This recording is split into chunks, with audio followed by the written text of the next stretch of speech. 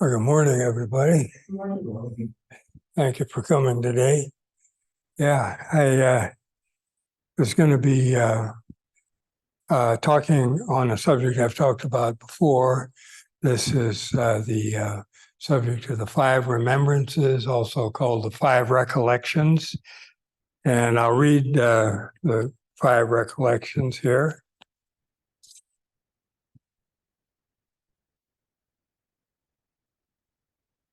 The Buddha taught that his followers to remember and recite the five remembrances or five recollections. And I'm going to read them here. These are the five. I'm of the nature to grow old. There is no way to escape from growing old. I am of the nature to have ill health. There is no way to escape having ill health. I am of the nature to die. There is no way to escape death.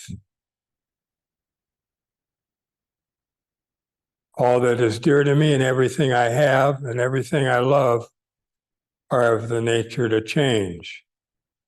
There is no way to escape from losing them.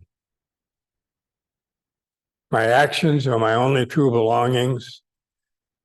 I cannot escape from the consequences of my actions. So these are the five remembrances, five recollections.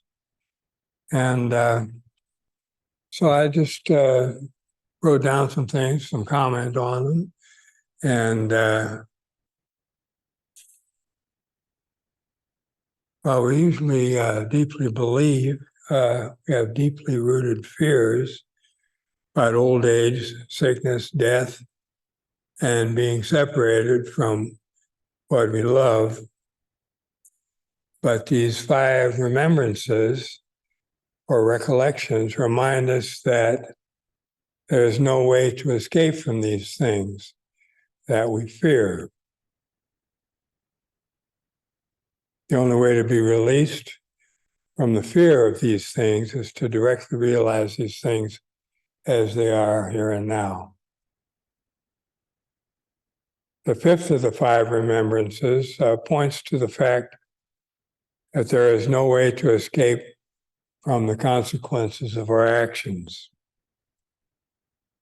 The consequences of our actions are always coming up or manifesting in our life here and now. There's no way to separate ourselves from them. We are inseparable from whatever comes up or manifests in our life here and now. So the effort of our practice is to directly experience and fully, wholeheartedly live this here now moment in all circumstances as much as possible. At each moment of life, fully live that here now moment. At the moment of death, fully live that here now moment. At each moment of sickness, fully live that here now moment. At each moment of old age, fully live that here now moment. At each moment of experiencing the consequences of our actions, fully live that here now moment. At each moment of missing the things that we love, fully live that here now moment. At each moment of fear, fully live that here now moment. My remembrances are pointing to this. At each here now moment, our effort is to fully live that here now moment, no matter how it is manifesting. The five remembrances point to the fact that escape from what is manifesting now is not possible. We are inseparable from whatever is manifesting here and now, so escape is impossible. Usually people don't see this at first. They usually think there's a gap or a separation between themselves and what they're experiencing, people usually think of themselves as separate individuals who persist through time and move through space, living in a reality of other separate persisting individuals and things. And we have countless ideas and beliefs about ourselves, others, and the nature of reality. We are usually very caught up in these ideas and beliefs and believe that reality exactly corresponds to them. Because of this, we tend to ignore or overlook our actual direct here-now experience. We tend to live our lives based on these ideas and beliefs rather than living our lives based on direct here-now experience. We are caught up in countless ideas and beliefs. We usually live our lives based on these ideas and beliefs and ignore actual direct here-now experience. We believe reality exactly corresponds to the ideas and beliefs that we have about it, and we live our lives accordingly. We tend to act and respond emotionally based on our ideas and beliefs and ignore directly experienced here-now reality.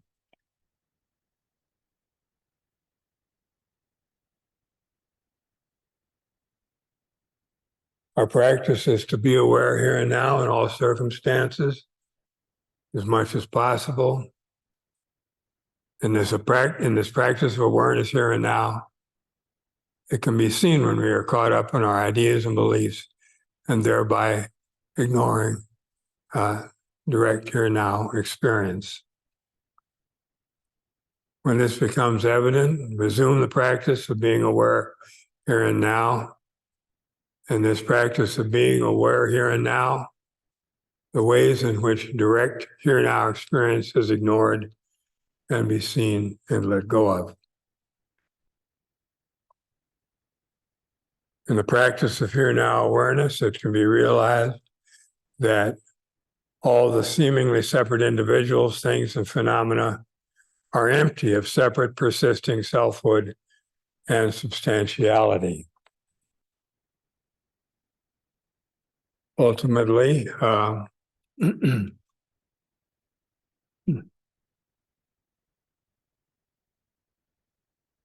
extra papers I didn't need. Ultimately, separate persisting substantial things are not found in actual direct here now experience. These things are empty of separate persisting substantiality or selfhood. This emptiness can be directly realized in the practice of here now awareness. Emptiness does not mean nothingness. Although the seemingly separate substantial things are not the substantial separate things that we imagine them to be, here now reality functions and manifests itself in such a way as to bring about the appearance of these seemingly separate things. They are showing up here and now. Here they are. They are not nothing. They are not something either. And then the question could be asked, well, what are they? And we can't conceptually explain them or pin them down. But in the practice of here now awareness, we can realize them as they are beyond any ideas about them. Here now reality functions and manifests itself in such a way as to bring about the appearance of separation of self and other, and the appearance of a duration in time, an extension in space. There seem to be separate beings, times, places, and events to which names, labels, personal pronouns, and conceptual categories can be applied in accordance with how things appear to be and in accordance with conventional speech. We use names, labels, personal pronouns, and conceptual categories. We try to function and communicate in the conventional, seemingly dualistic world where there seems to be separation of self and other.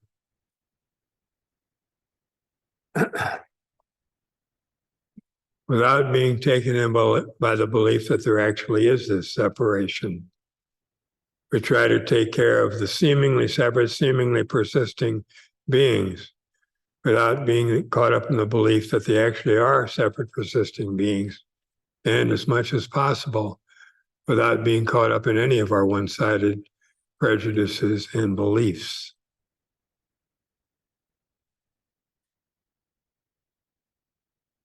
With the realization of emptiness, it becomes clear that escape from what is manifesting here and now is impossible.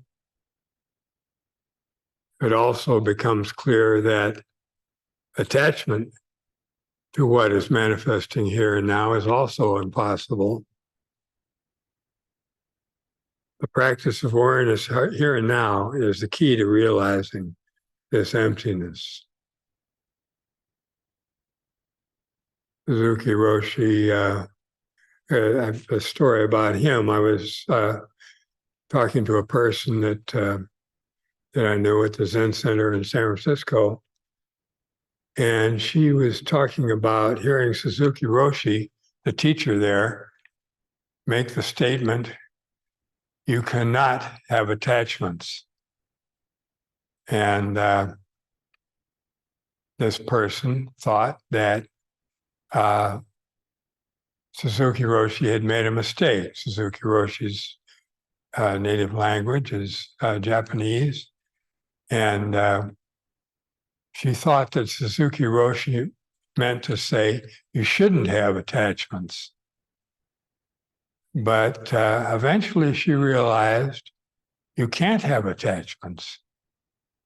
And she realized that Suzuki Roshi had said exactly what he meant to say. That was a very big moment for her when she realized that. You can't have attachments. You're not a separate being that could attach to something apart from you. You can't have attached to something else. And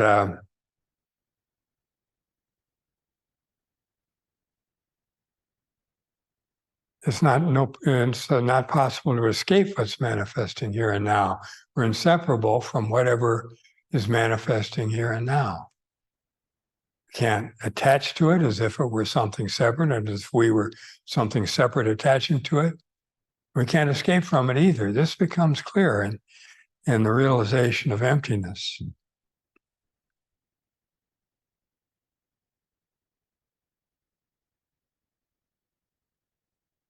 In our practice, we try to be aware here and now for the sake of being aware here and now. As much as possible, just be aware here and now without expectations and without being caught up in our preconceived ideas and beliefs. Usually when we start out in practice, we have expectations of getting something from it. We think that if I practice, then I will get a wonderful states of mind that I'm presently lacking. I'll get enlightenment, peace, freedom, wisdom. I'll get these wonderful states of mind that I'm presently lacking. We think that we'll get something from it. So we enter into our practice with expectations of gaining something that we're lacking. But our practice, it's kind of a faulty way of starting out in practice. It's better just to practice being aware here and now for the sake of being aware here and now. So as much as possible, just be aware here and now without expectations and without being caught up in our preconceived ideas and beliefs. So in our practice, we allow our expectations and egocentric beliefs and ideas to naturally drop away and resume the practice of just being aware here and now for the sake of being aware here and now. Continue to see and let go of how here now reality is ignored and fully live here now reality. Eventually, it becomes clear that there's nothing to expect outside of here-now reality. Here-now reality is an all-inclusive reality. There's nothing outside of it. So let go of expectations and be aware here and now for the sake of being aware here and now in all circumstances as much as possible. Here-now reality cannot be explained. Whatever we say about here-now reality does not completely say it. Whatever conceptual models are used do not completely describe it. But as my teacher, Katagiri Roshi, used to say, we have to say something. And so the conceptual models and the explanations that are given in Buddhist teaching are pointers to help us in our investigation of direct here-now experience. They are pointers to help us let go of our confusion about our life. They're not given to be grasped and believed. It's when we hear something, we usually grasp it as if, okay, I'll just believe that. Very frequently in Buddhist teaching, we do that, but these teachings are not meant to be grasped and believed. Teachings are pointers to help us to see what our here-now experience is, to see what our life is. They give us suggestions about what our life is. Whatever is said can't completely say it, but they give us suggestions and help us to investigate our direct here-now experience. So Steve used to have a model of teaching is a little like writing on a blackboard. Teacher needs to say something to point to what reality is and to point to what this way of life is. Teacher needs to say something, but the teacher doesn't want the student to grasp it, so the teacher erases that, and then the teacher will say something else. He doesn't want the student to grasp that, so eventually he'll erase it and say something else. Continually, the teaching is to give pointers, and these pointers are not meant to be ideas to grasp and believe.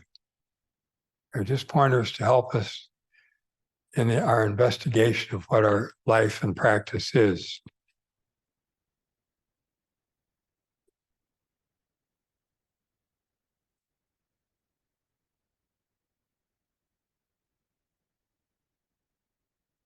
In the practice of awareness here and now, it can be realized that here and now reality is a reality of wholeness, totality, and universality beyond the ideas of wholeness, totality, and universality. Ultimately, it's an undivided reality, yet it manifests with the appearance of separation and duality. Here now reality is an all-inclusive reality. It's a formless, boundless, beginningless, endless reality in which ultimately no separate persisting things can be found. And don't grasp that idea. Each seemingly separate thing or being is a manifestation of here now reality. Here now reality can't be objectified or explained or pinned down, yet it can't be hidden either. There's nothing separate from it that could hide it, and everything is a manifestation of it, and it's being directly experienced now. And don't grasp any of this. These are just pointers. In the practice of here now awareness, we can see that we're inseparable from all beings. Our true life is the life of all beings. Everything we meet is our own life. It's our own life, and that we're inseparable from it. And realizing this is the basis of compassion And we're inseparable from whatever we meet, trying to take care of that being, that individual, that thing with kindness, compassion. All beings are influencing each being, and each being is influencing all beings. Here now reality is a reality in which all beings are mutually influencing each other, and enabling all beings to be as they are. To help all beings is to fully participate in and live this here now reality, where all beings are mutually influencing and helping each other. To fully participate in this is to help all beings and allow all beings to help us. And to really help all beings to help all beings. This is our goal. And it's not a goal that we can conceptually understand. But it becomes clear that this is our aim in the practice of being aware here and now for the sake of being aware here and now.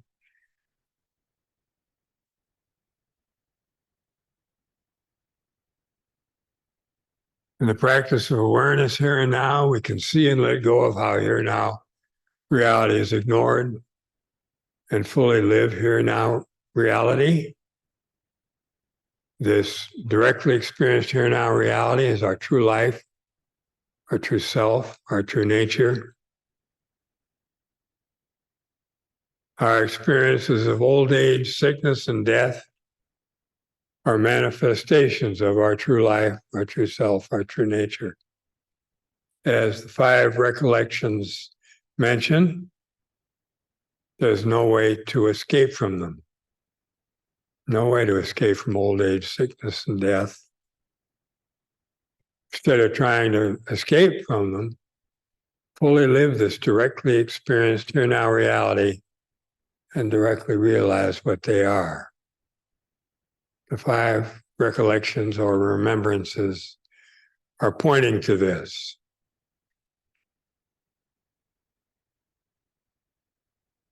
The 5 remembrances are pointing to this. Each seemingly separate individual, thing, phenomena, or event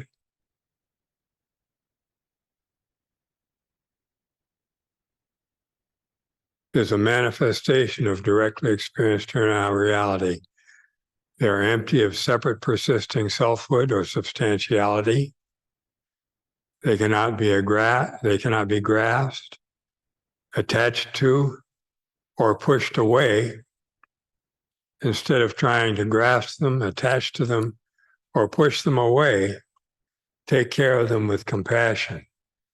They are your life in the sense that you are living inseparably from them.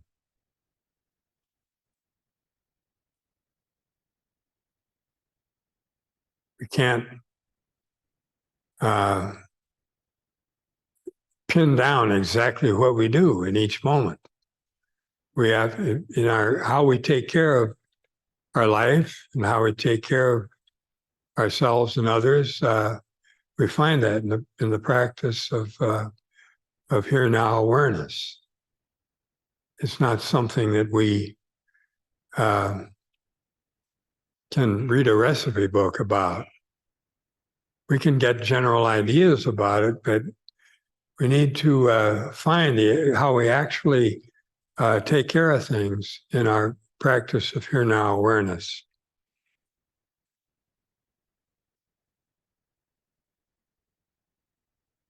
Eventually, it can be realized that our true life, our true self, our true nature is a life of peace and freedom, where all beings are functioning inseparably, unobstructedly, and mutually assisting each other. It is in the practice of here now awareness that this can be directly realized.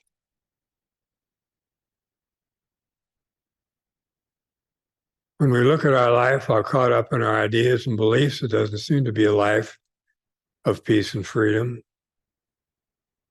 But in the practice of here now awareness, where our ideas and beliefs are allowed to naturally drop away, our true life can be realized as it is, beyond any ideas, including the ideas of peace and freedom.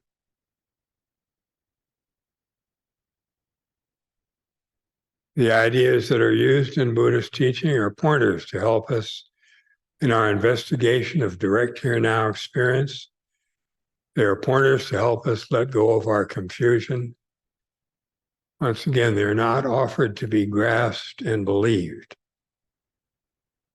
Our true life, our true self, our true nature is beyond any ideas we can have about it, including the ideas of emptiness and the idea of oneness.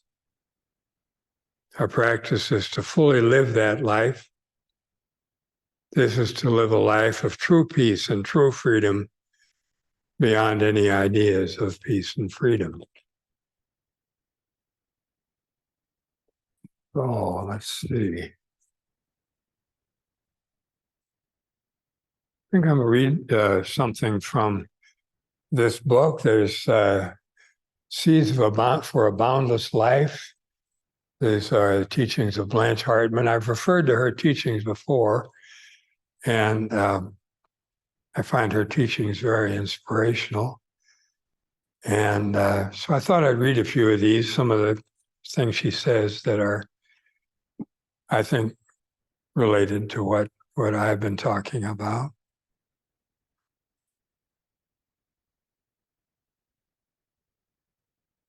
Blanche says, I don't know about you, but when I started to sit, I really began to see how many fixed ideas and fixed views I had, how much judgment it was already right on the tip of my tongue, how much expectation, how much preconception I was carrying around with me all the time, and how much it got in the way of actually noticing what was happening.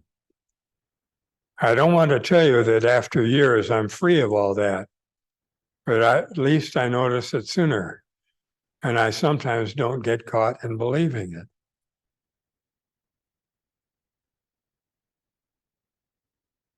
First of all, you can let go of preconceptions and expectations and prejudices. Oh, excuse me. First, before you can let go of preconceptions and expectations and prejudices, you have to notice them. Otherwise, they're just carrying on unconsciously and affecting everything you do.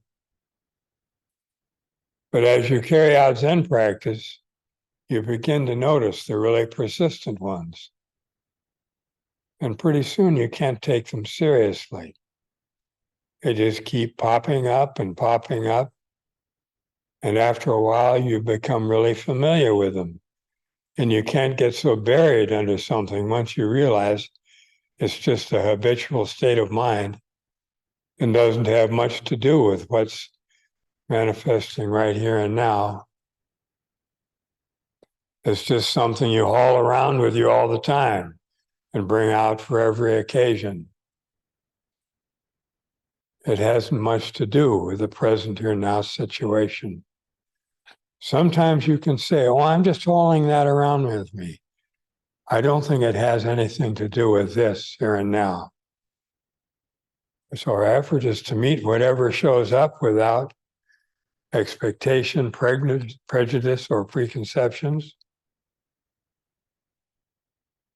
And once we notice the fixed views that we're carrying around with us, the preconceptions, then it's possible for us to let go of them and to appreciate our life freshly.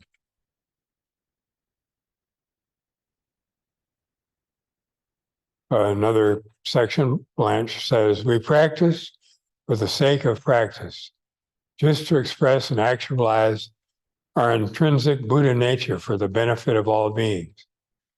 There is nothing to get that is not already right here, right now, in this body and mind as it is. Her teacher was the teacher Shunryu Suzuki Roshi, and she very much respected and loved him. And this is a quote from Suzuki Roshi.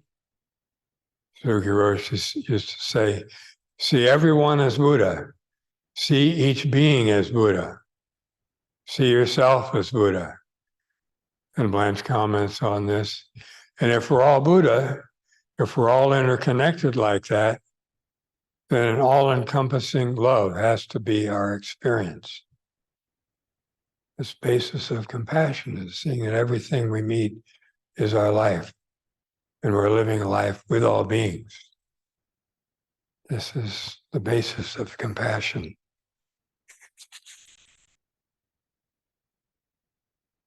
And Blanche tells a story about how she recovered from a heart attack. When she recovered from a heart attack, she said, in 1989, I had a heart attack. As I was leaving the hospital, I stepped out into the sunshine and I had this sudden realization.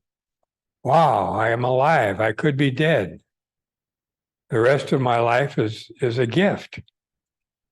And then I thought, oh, it always has been a gift from the very beginning. Nobody owed me this life. It was just given to me. Wow. And in that moment of waking up, I found what a wonderful, rich feeling it is to be grateful to be alive. Just right now, right here, all the time. I don't have to have anything more special than knowing that just to be alive is enough. So, living this life of gratitude has really changed my life. I used to be both quite opinionated and quite ready to criticize anyone who didn't agree with me.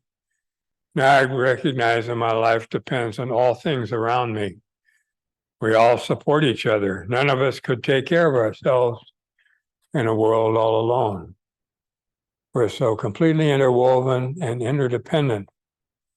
Our lives depend on one another. And as you begin to realize that, you can't help but be grateful. Okay, well, these are any comments on this? Any questions on this? Yes. So, based on what you said, I just want to comment on the frequent kind of story I see in newspapers about one or sometimes a couple of young men, by their reckless behavior or criminal behavior, they cause a death. And then as they face some consequences, one point of view is out of compassion and hope for them, they should not be sentenced harshly to prison. Or there's another such case in today's paper, but I've read these many times, even in the last 6 months.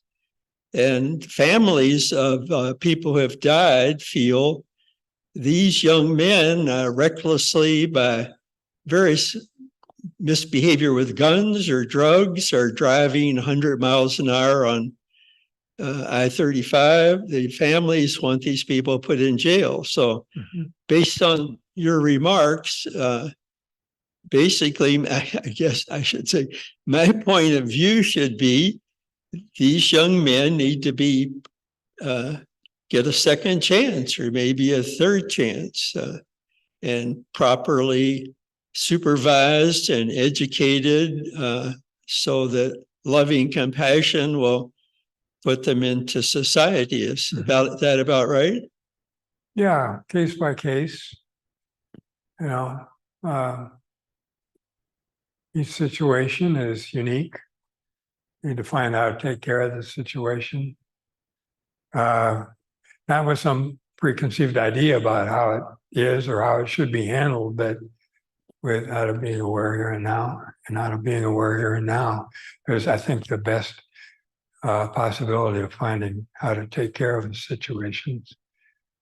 And so trying to take care of situations out of that is our aim, and not very many people understand what this way of life is, or understand that their life is the life of all beings. Not many people understand that. So you're going to have a lot of people demanding revenge. I want revenge against these people who hurt my loved ones or something.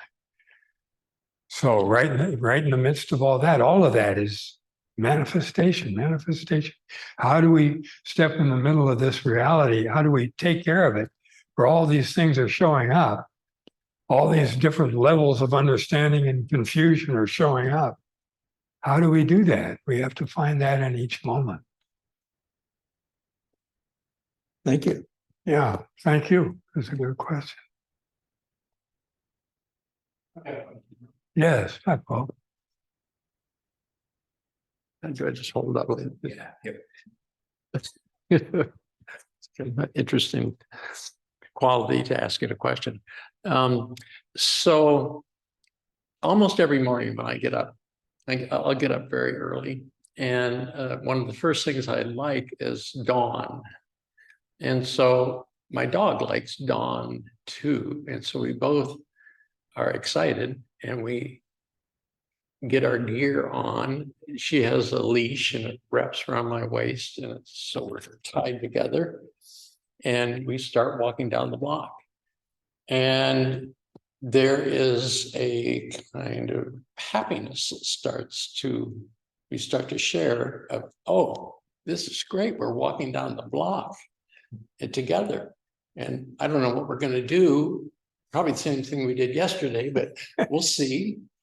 And so we walk down one block and we get to the second block and we cross a busy street, and then we start walking the second block, and my dog looks up at me and it's almost like there's a smile, but it's like, okay, we're going to play the game here. And then she grabs the leash and she starts tugging it like, whoa. And so I'll start tugging back. Whoa. And when I do that, I begin to laugh. And I say, oh, you play this game so well. And we do this for a block. And then eventually I say, okay, that's enough of the game. But the rest of the walk is this wonderful kind of playful thing. A couple other times you might do that. Yeah. So what has occurred to me in terms of practice is that we don't usually use this word, but it's available and it's play. There are just kind of ways of walking up the steps and coming to fluff up your cushion, etc., that can be lighter than just this chore kind of state of life. So that's basically my comment. What do you think? Yeah, that sounds like you have a wonderful friend. Your dog. You think I That's can bring her wonderful. here and get her to sit next to me? And What's that? I said, do you think I could get her here, bring her here, to get her to sit next to me? And just joking.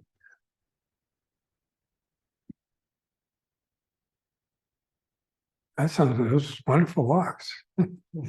Yeah, I used to like walking my dog. It was very wonderful. Well, I always have an appreciation for, knowing you for so many years, because one of the thoughts that I had when I was thinking about play was I always had that feeling of that quality when I first met you down at Tal Sahara. And so Norm was on like the garbage collection or whatever crew he was on. I noticed that they were happier. They played more. and I wanted to be on that crew. That was We were glad to have you. Yeah. So thank you for all these years that I've been able to know you, and shared this practice with you. Yeah, well, thank you, Paul. Yeah, we used to have some really good times there. It wasn't what you'd call the most disciplined, mindful form of monastic Zen practice.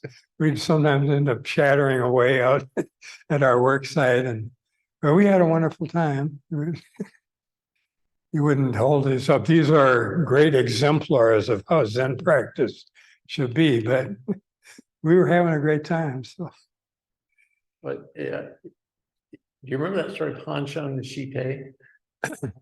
what was that? Hanshan and Shite. I think Hanshan was a poet. Oh, Hanchan, yeah. Yeah, and he was up in the mountains, being by himself, writing Yeah, poetry yeah. on, rocks and things like that, or whatever. Yeah, But he would come down because he was hungry, and Shite was the cook. And so Shite would bring in food. This is how I understand the story. But the two of them would be, other monks kind of maybe would look down on it, why yeah. feeding this guy, he I call them doesn't- Zen lunatics. Anyway, but they'd be laughing. Yeah, And so I think there's a piece of calligraphy where the two of them are kind of Yeah, they're is. laughing. I've always appreciated that monastic. yeah. Yeah, Zen lunatic is a very wonderful being, Mhm. very much so. And we had a few of them on our work crew. Exactly. Well, thank you, Paul. Thank you, Norm.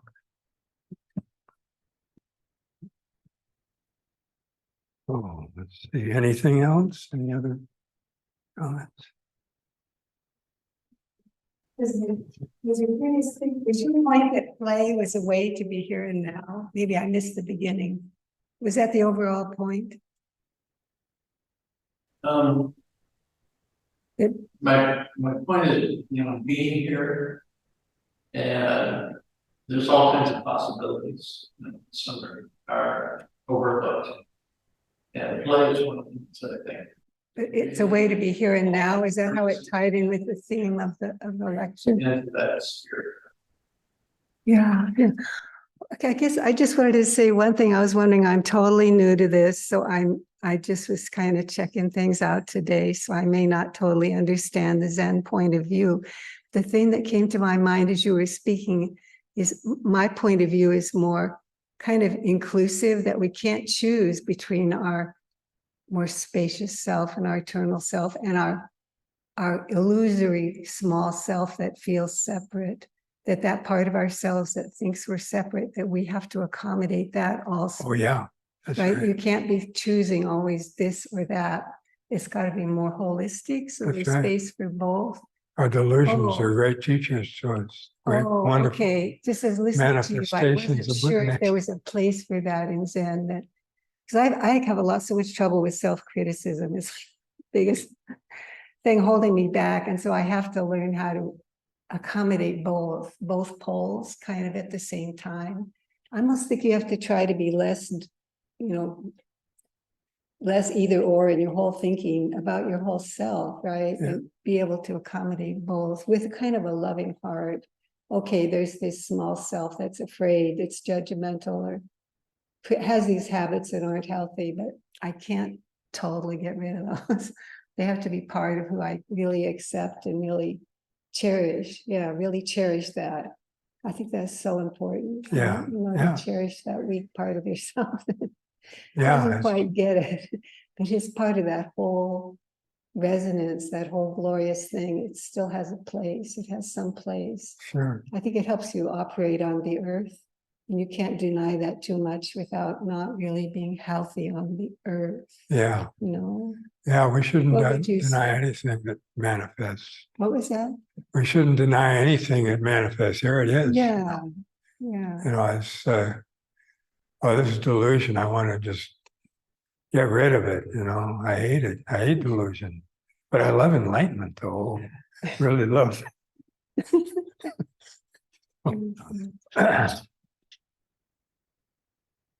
Okay, well, I guess that's some more questions. I'll wrap it up. And so thank you very much for coming today. Appreciate it.